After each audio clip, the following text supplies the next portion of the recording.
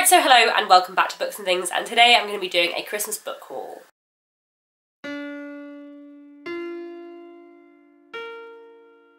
Before I get into talking about the books, if my voice sounds slightly weird, I have a bit of a cold at the moment, so I'm slightly losing my voice. This video may also be more bitty and heavily edited than usual because I'm going to need to stop to cough. I'm sorry, but anyway, that is fine. So today I wanted to talk about some of the books I got for Christmas and also that I acquired in the last couple of months before Christmas. In 2018, I did hauls every few months in order to track everything that I have acquired. I'm going to continue doing that into 2019. So today I have 5 books to talk about that I acquired in October and November, and then 10 books that I received for Christmas. So to start off with recent books I acquired just before Christmas. I received 2 review copies in October, both of which I have already read. This is Lucy Worsley's biography of Queen Victoria, which I read for non-fiction in November. Hodder very kindly sent me a review copy of this. I already talked about it in my November wrap-up, so I won't speak about it very much here, but I really love this. It's a really brilliant look at Queen Victoria's life in a very accessible way. I just love the way Lucy Worsley writes history. She is fantastic. And I also received a review copy of Mrs. Gaskell and Me by Nell Stevens, which Picador very kindly sent me. I love this book a lot.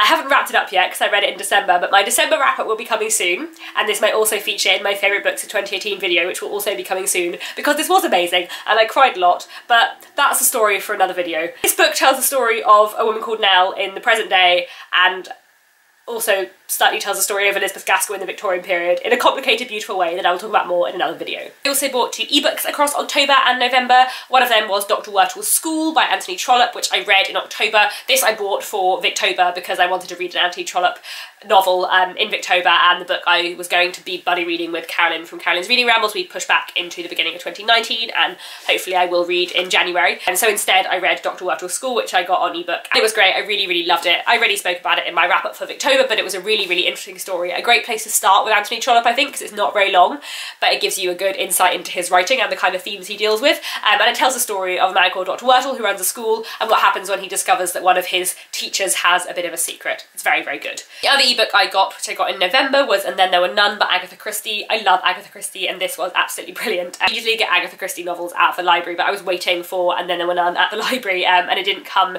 in time for the book club I was reading it for, which is the Tenterhooks book club run by Emma from Drinking by My Shelf and Angelica Kofa. I'll link their channel and the book club down below. It's a really brilliant mystery. 10 people are randomly called to an island and then slowly start to get picked off. I think Agatha Christie's wonderful, and this is probably my favourite Agatha Christie so far. And then the other book I bought prior to Christmas was this. This is Christmas Stories from Household Words by Charles Dickens. I'll be talking about some of this in my December wrap-up. This is basically a collection of all of the Household Words Christmas edition. So Household Words was a magazine that Dickens edited, and every year they did a Christmas edition full of short stories by various Victorian authors. So I read the 1850 edition in December, and then next December I'm going to read the 1851 edition, and so on and so on. This was, I think, the most expensive book I bought in 2018 because it was like £16, but a very rare thing that I couldn't find in any other way, and I'm very glad that I own it. Okay, on to the Christmas presents. I got 10 books for Christmas, which I'm really excited to read. Very kindly given Courtiers by Lucy Worsley by Carolyn from Carolyn's Reading Rambles. I'll link her channel down below. I'm very excited to read this. I love Lucy Worsley, as I've already said this video, and I think the way she writes non-fiction is like my perfect way to read non-fiction. It's so accessible and digestible, but also you can really tell how much she loves the period, and it's also full of like little details of everyday life, which is just what I love. This I think should be really interesting. The subtitle is The Secret History of the Georgian Court. I'm really interested in the Georgians, but I've actually read and know much less about the 18th century than the 19th century, and it's a period in history I would like to know more about, so this is definitely one I'm looking forward to reading about. I also received some Japanese literature for Christmas. This is Miss Ice Cream Sandwich by Meiko Kawakami. It was given to me by my friend Ellie, who also loves Japanese literature, and I'm very excited to read it. It sounds really good fun and is one that I've been like peering at in bookshops but not buying for quite a long time. It's a little bit like Convenience Store Woman, which I read earlier this year, or perhaps like a book about a man who falls in love with someone a little bit like the main character in Convenience Store Woman.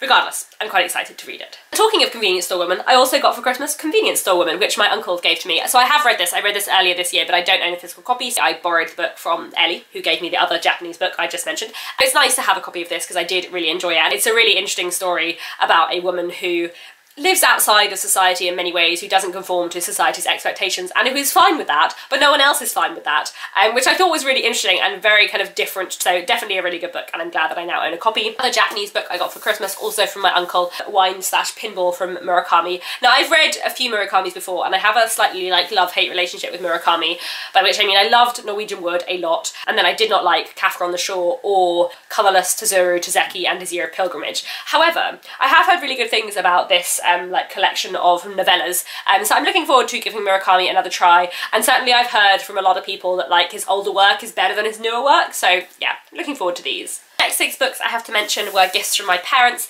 This is Jamaica Inn by Daphne du Maurier. I read My Cousin Rachel and Rebecca by Daphne du Maurier in 2018 and loved them both, so I'm really looking forward to reading more by her. And I hear very good things about Jamaica Inn, so I'm glad that I now have it on my shelf. It's about a young woman who, after the death of her mother, moves to live on the coast and I think gets involved with like people who orchestrate shipwrecks. That's about all I know about it, but it should be an interesting read, and I know Daphne du Maurier writes wonderfully. I then also have When Angels Fear to Tread by Ian Forster, which I'm really excited to get to. I have read 2 books by Ian Forster before, Maurice and Howard's End, both of which I love.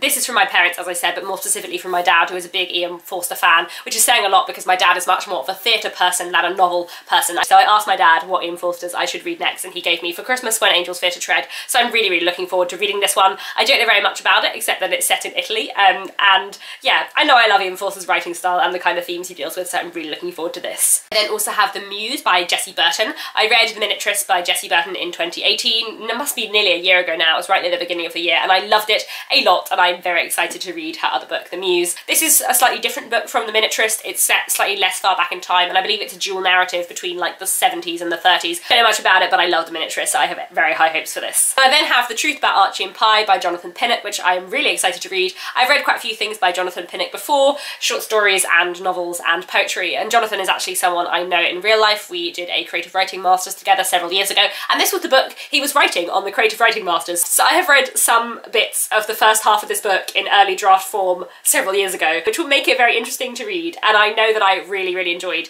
the early chapters that I did read, and that it was very funny and quite wacky, so I'm really, really looking forward to this. I then have The Keeper of Lost Things by Ruth Hogan, which I believe is about somebody who collects lost things and then leaves their kind of collection of lost things to their assistant, who tries to find the people who these lost things belong to. I don't know very much about this, but just every time I hear people talk about Ruth Hogan, I feel like she's an author I'm going to really like, and that she's an author who definitely writes my kind of books. Also, The Keeper of Lost Things is one of those books that people keep on talking about at work, and that is quite relevant to like the area of publishing that I work in. It's one I feel will be quite useful for me to read for work as well as just for pleasure, so yeah. Finally, I have Rough Music by Patrick Gale. I read A Place Called Winter by Patrick Gale in 2018 and loved it. I also have his latest book, Take Nothing With You, on my shelves, but Rough Music just sounded amazing. And I really love books that deal with music in any way, so I'm really looking forward to this one. It tells the story of a boy called Julian and his like adult self reflecting on his childhood and the relationship between his parents and the kind of complications of their family dynamics. It just sounds fantastic, and I love Patrick Gale, so I'm very excited to read it. So there we have it. Those are the books I've acquired in the last couple of months. Quite a few, and a lot that I'm very, very excited to read. Please let me know if you celebrate Christmas and if you received any exciting books for Christmas, or if you've read any of the books I've mentioned that you would recommend I get to soon. And that's all for today. Thank you very much for watching, and I'll be back very soon with another bookish video.